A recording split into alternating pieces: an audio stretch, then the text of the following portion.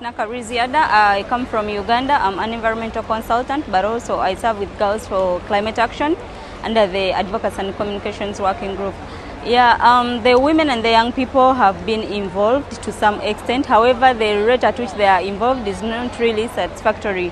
For example, when you look at the indigenous communities, the women from the indigenous communities, not a very big percentage has been involved in the discussions and the real key negotiations over here. So the percentage is really still very low, and that's why there was even a strike in week 1 of COP30, because they have not been consulted, yet they are the custodians of nature. They are here to stay with the adverse impacts of climate change for the longest time since they are still young, and Africa has a very young population in the whole world. It has the youngest population. So the young people really need to be centered in key decision-making rooms and also the negotiations, not only to be observers.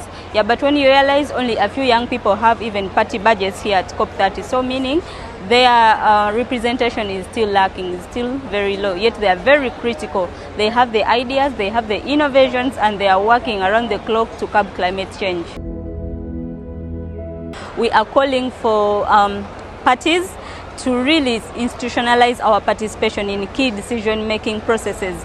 Then also we are calling for a clear financing mechanisms. Climate finance should be in form of grants, not in form of loans, because we already have the burden and we do not need now the burden of paying back the loans, the heavy loans.